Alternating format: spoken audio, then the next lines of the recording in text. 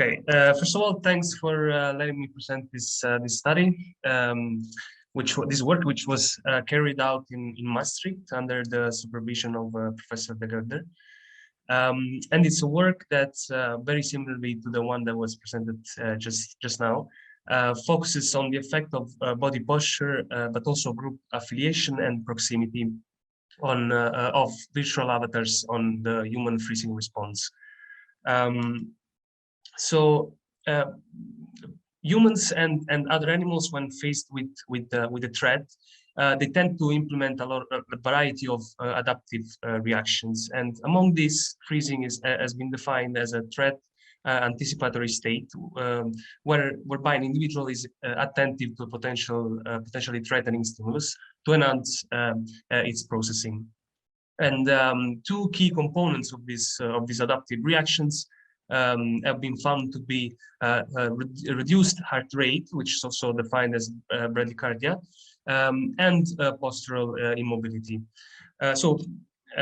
Focusing on these two key components, recently in the literature on human freezing response, there have been some studies, especially from the research group led by Roelofs.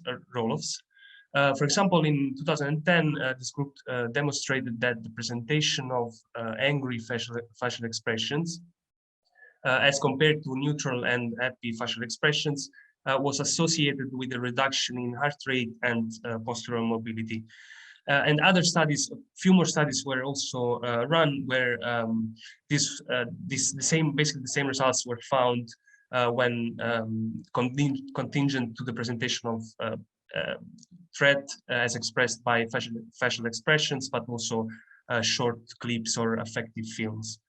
And we have also an example of by Gladwin and colleagues who actually implemented a computer-based task, which was represented by a gun shooting task, where they find basically the same thing.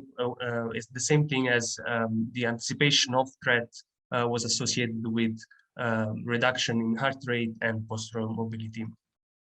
But an important point is that while these studies, of course, contributed greatly to the understanding of human freezing response, they're actually the paradigms that they have implemented are characterized by high experimental control, but low ecological validity. And this is really necessary when one wants to transfer the results, the findings that are found in these studies to real life situations. And this is why we decided to implement virtual reality for our study. And we focused on a specific type of stimulus indexing social threat, which is aggressive body postures. As we know that this type of stimuli are associated with, they trigger fear and they prepare the observer for adaptive behavior. For example, in the study by Pichon and colleagues in 2012, the perception of angry body postures was associated with the activation of brain regions involved in reflexive defensive behavior, such as periaqueductal gray, hypothalamus, and premotor cortex. We based on this, we decided to implement avatars. So virtual reality allowed us to create avatars that could have either a neutral body posture or an aggressive body posture. And we hypothesized that basically freezing response would be elicited when facing an aggressive body posture. So as you can see on the picture, in the picture on the right, we not only implemented avatars that could have either aggressive or natural body posture, but these avatars were also either white skin or black skin. And this is because our second factor of interest was group affiliation. And we utilize the power of immersive virtual reality of eliciting a strong feeling of ownership over a virtual body, with the consequence of modifications in behavior and attitudes that depend on the conspicuous features of the virtual body. And we exploited this to have our participants embody a white skin or a black skin avatar, and while they were facing black skin and white skin avatars that were approaching towards them.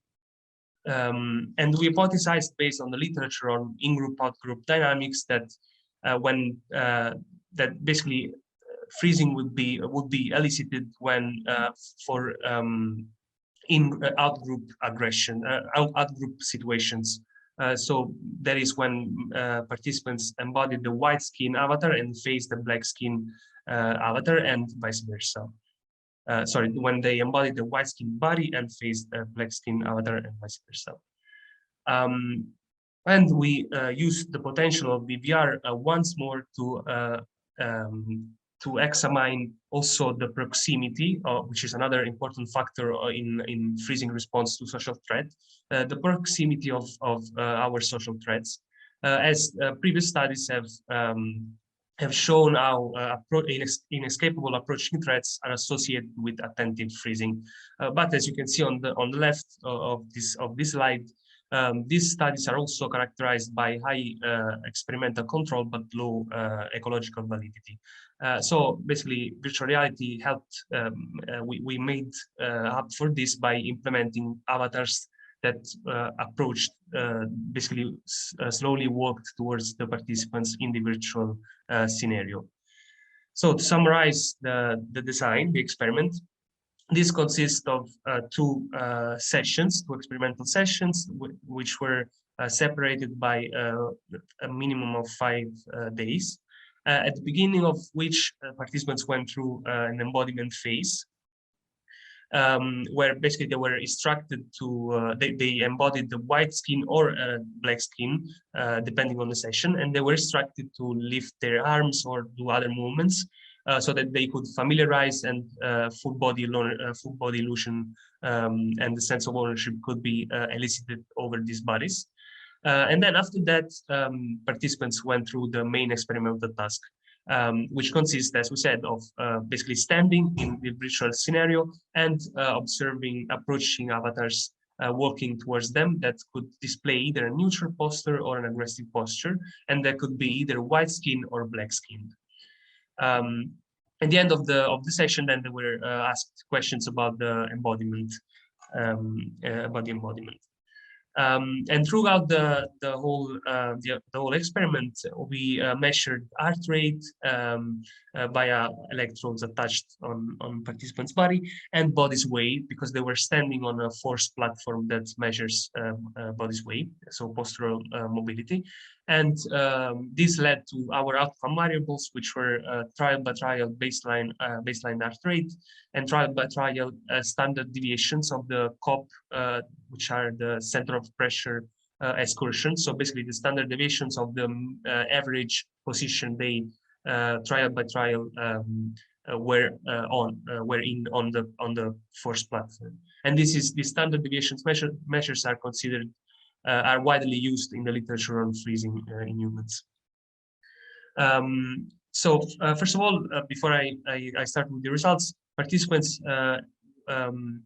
experienced basically the same level of embodiment over both white skin and black skin avatar. So they kind of identified and owned the two virtual body the same way.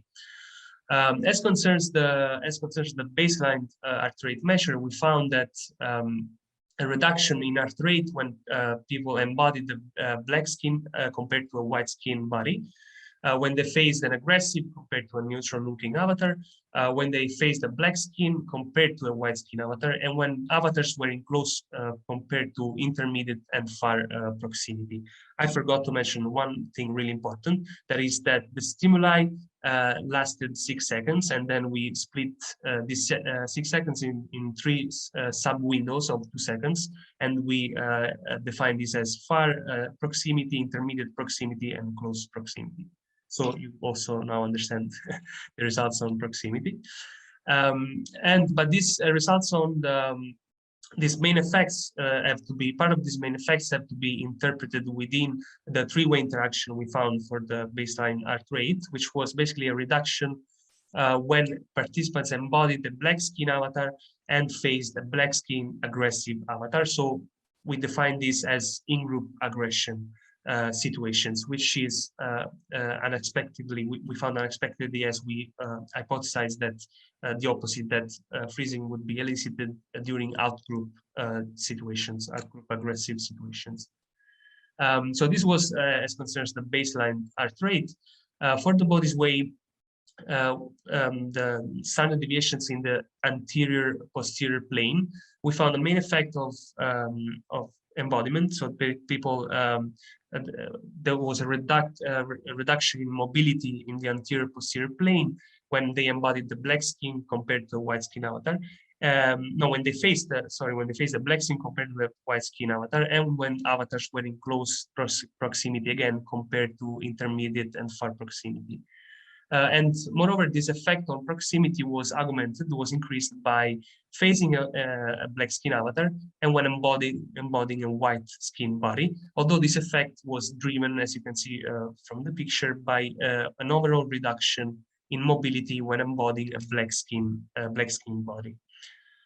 Finally, for the medial lateral plane, we found that very similarly to the baseline heart rate results, mobility in the medial lateral plane was decreased when embodying a black skin compared to a white skin avatar, when facing an aggressive compared to a neutral looking avatar, and when facing a black skin compared to a white skin avatar. But again, as similarly to results on baseline heart rate, we found that a three-way interaction within which these main effects can be interpreted, as we found that reduced mobility occurred when participants embodied, again, a black skin avatar and faced a black skin aggressive avatar. So for in-group aggression again. And this effect was also greater for close proximity, but it is not shown in this picture because it would have been a four-way interaction, very difficult to visualize. So we can conclude that within highly ecological virtual reality scenario, and in line with previous studies on social threat and freezing in humans, we found that social threat represented by approaching aggressive avatars elicited freezing reactivity. And also inescapable threats, proximal threats elicited freezing reactivity, and this effect was increased by facing a black skin avatar and when embodying a white skin avatar. And finally, and unexpectedly, so it went actually against our hypothesis, we found that in-group aggression, and specifically when facing a black skin aggressive avatar and embodying a black skin avatar body, was associated with increased freezing. And we can speculate that this might be due to the fact that in-group aggression is more likely and more and thus more threatening. But I open this question, I leave this question open, and definitely more studies are needed to shed light on the interplay between aggression and outgroup in-group dynamics on freezing reactivity. With this, I would just like to thank, first of all, Professor De Gelder and the other colleagues that took part in the study, Lenny Dupont, Tania Engelen, Linde Borst, and Adriano Acciarino. And last, all the avatars that without whom this study would not be possible. And all of you for your attention. Thank you. Thanks so much. Thank you very much.